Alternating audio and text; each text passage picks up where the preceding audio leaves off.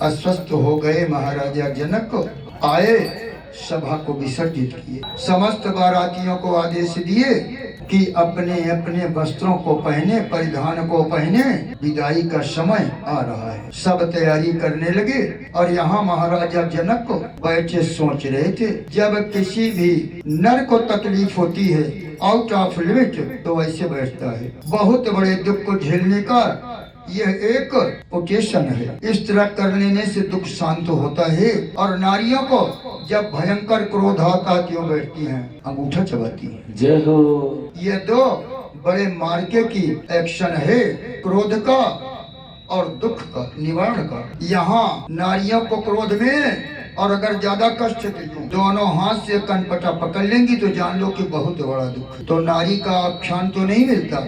महाराजा जनक यूं बैठे थे, अब बेटियां चली जाएंगी, ऐसा समधी कहाँ मिलेंगे?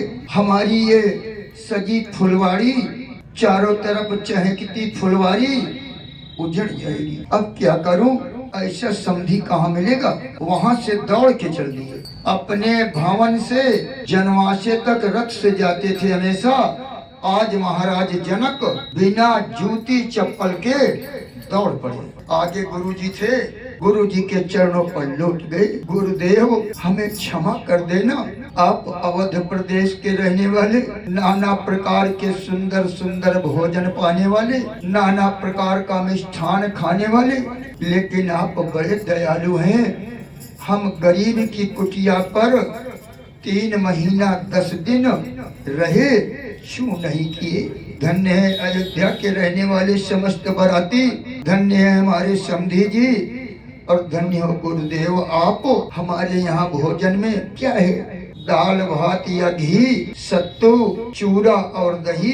जनक जी को नहीं मालूम था कि बारातियों की सेवा के लिए वैकुंठ से 9 निधि और 8 सिद्धियां पधारी। ये राज तो जानकी जानती थी, इन्हें नहीं मालूम। हमें क्षमा कर देना, आपकी कोई सेवा मैं नहीं कर सका। इतना सुनते ही जनक ने कहा, जैसे जनक ने कहा वैसे वशिष्ठ जी ने कहा, वाह राजन वाह, आपने जो सेवा बारातियों की कर दी, आज तक कहीं ऐसी सेवा हुई ही नहीं थी। ऐसा भोजन, ऐसा प्रसाद कोई भी बाराती कभी नहीं पाया था जो आपने किया। ऐसा सेवा सत्कार मान सम्मान कहीं नहीं मिला किसी को। तुम तो क्षीर सागर हो, अथाह हो महाराज जनक। जैसे समुद्र की कोई था नहीं, वैसे आपके यहाँ यश वैभव कीर्ति और मान सम्मान का कोई था नहीं कि कितनी बड़ी सेवा किए हो। जनक चुप। जनक जान रहे कि ये सतुआ खाए, दही चूरा चबाए, उसी में मगन है, दाल भात और घी खाए। उनको नहीं पता था कि हमारी पुत्री क्या चमत्कार की है। उधर से उठे, गुरुदेव ने चिपटा लिया, जनक ऐसी ओछी बात मत करो, हम लोग धन्य हो गए तुम्हारे यहाँ बाराती बनकर आने पर, जीवन धन्य हो गया। इतने में दौड़ पड़े जनक महाराज और दशरथ के चरणों पे जाके लौट गए। क्यों? बेटे का बाप बड़ा भाई होता है और बेटी का बाप छोटा भाई होता है। एक हाथ की ताली कभी नहीं बजेगी। खूब लहराओ, अगर ताली बजाना है तो दोनों हाथ इकट्ठा करो, ताली बज जाएगी। बड़ा भाई छोटा भाई जब एक होगा, सीने में सीना जुटेगा, तब प्रेम की वो गंगा बहेगी जो गंगा की धार अविरल धारा हो जाएगी। अब आजकल क्यों टकराव होता है? प्रेम नाम का चीज नहीं, केवल लेन नाम का चीज है। आज प्रेम नहीं चाहिए, चाहे बारातियों को खाना भी मत दो, लेकिन टना टन दो। और ये टना टन हमारे बेटे और बेटी के जीवन को छन्ना छन्न कर देता है, सुख शांति छीन लेता है। कुछ तो सीख ले रामायणों से। जब विवाह करना शुरू होगा, जिस दिन बेटे की तिलक होगी, फलदान होगा, रामचरितमानस का अखंड पाठ होगा। लेकिन रामचरितमानस की एक चौपाई भी अपने बेटे और बेटी पर लागू नहीं करते। इधर रामायण खत्म, बेटा बन गया कुंभकर्ण, और इधर मंगल गीत खत्म तो बिटिया भी बन जाती है शूर्पणखा। ये दोनों में मल्ल युद्ध जाते ही प्रारंभ। और कुछ कुछ तो मैं देखा हूँ फलदान के बाद ही लड़का और लड़की का फोन चालू। हेलो, अरे तेरा बाप दरिद्र है, क्या चढ़ाया है, इतने दिया, कहो ना उससे। अगर वीआईपी मोटरसाइकिल ना हुई ना तो आगे अच्छा नहीं होगा। लो भैया, कहाँ प्रेम रह जाएगा। लेन देन का चक्कर तो प्रेम का दुश्मन है।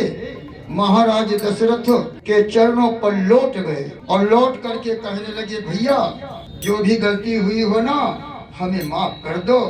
दिन कम है, उर्मिला की 6 साल भी नहीं। 10 दिन कम है, मांडवी का 6 साल भी नहीं। 15 दिन कम है, श्रुतकीर्ति की आयु को 6 साल में अभी नन्ही नन्ही बच्ची है। अज्ञान है, अनजान है, अनाड़ी है, ये कुछ नहीं जानती। भैया आज से ये हमारी बेटी नहीं है, अब आपकी बेटी है। भैया इन्हें अपनी बहू नहीं अपनी बेटी समझ लो। मैं कृतकृत्य हो जाऊंगा। जीवन भर मैं आपके कमल रूपी चरणों की सेवा में लगा रहूंगा। मुझे अपना छोटा भाई समझ लो। चिपटा लिए महाराज दशरथ। बोले, महाराज तुम पागल हो, आज से आपकी जिम्मेदारी समाप्त हो। आज से इन बच्चियों का बाप अयोध्या का चक्रवर्ती सम्राट दशरथ है। और एक माह नहीं, जैसे हम और आप प्रयागराज में 1 महीना कल्पवास करते हैं, अगर 1 माह होती तो पेट न भरता। यहाँ बड़ा सुंदर स्तनपान करते हैं। एक मैया दवाई देती है, दूसरी मैया आंचल में सुलाती है और तीसरी मैया थपकी दे देकर हमारे अंदर भक्ति भरती है। ये अयोध्या का प्रतीक है प्रयागराज 1 महीना को। तीनों माताएं अयोध्या में हैं और सास नहीं इनकी माँ है। इनकी फिक्र मत करो। इतना जब सुने तो बोले, भैया अब एक विनती और कर लूं। इतना कहकर महाराज जनक रोने लगे। महाराज दशरथ को पकड़कर, गौर करो आज के समधी विदाई के समय टकराव करते हैं, इतना बाकी है, अभी ये कम किया हो। लेकिन आज विदाई में मिथिलापुरी में जनक रो रहे हैं। दशरथ भी रोने लगे। भैया जनक तुम पागल हो, क्यों रो रहे हो? अरे मैं तो तुम्हारा हूँ, तुम्हारा रहूंगा, क्यों रो रहे हो? तुरंत हाथ जोड़कर बैठ गए चरणों में। कहने लगे कि राजन, ये होता है विदाई का समय। पूरे जनकपुरी में कोलाहल मचा है, बड़ा विलाप मचा है, भयंकर सब रो रहे हैं, तड़प रहे हैं। महाराज दशरथ और महाराज जनक जैसे नारियां भेंटती हैं विदाई के समय, यूं कंधे पर, यूं कंधे पर, यूं कंधे पर, कंधे पर कंधा बदलकर विलाप कर रहे हैं। भैया जनक तुम्हारे बगैर मैं अब नहीं रह पाऊंगा, दशरथ कह रहे हैं। और जनक, बड़े भैया तुम्हारे बगैर मैं भी जीवित नहीं रह पाऊंगा। क्या प्रेम का नमूना जनकपुरी में दिखा। बारात विदा हुई। अब गौर करो, पौष का महीना, शुक्ल पक्ष, एकादशी, आज एकादशी ही है, लेकिन ये माघ का महीना है, आज के 1 माह पहले। पौष का महीना, एकादशी तिथि, दिन सोमवार को मध्य काल में जनकपुरी से बारात विदा हुई।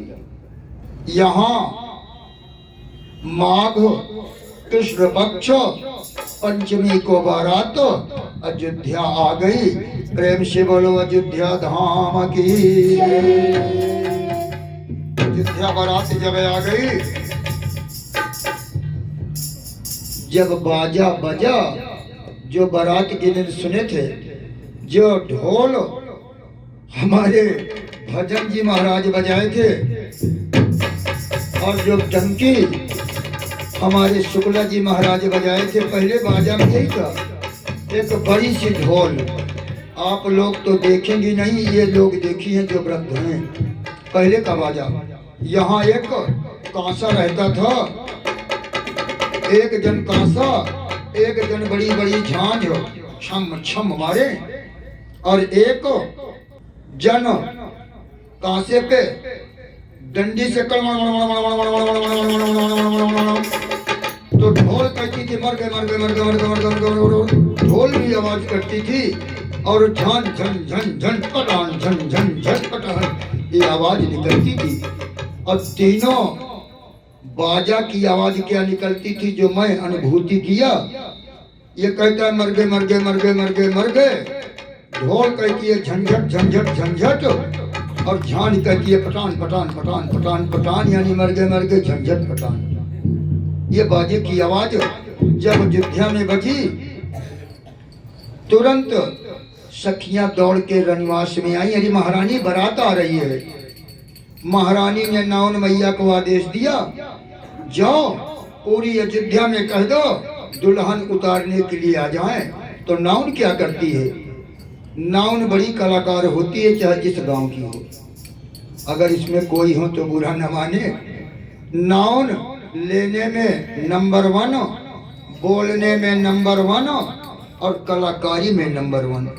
अब नाउन एक एक घर में जाए, सोची ऐसे गड़बड़ है, इतनी बड़ी अयोध्या में कितना समय कहूंगी, बारात तब भर में तो आके खड़ी हो जाएगी।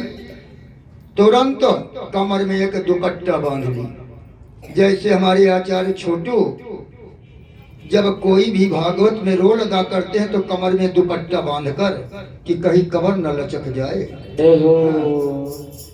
दुपट्टा नाउन महारानी बांध ली, और एक हाथ सर पे एक हाथ कमर पे रख के नाचना चालू कर दी।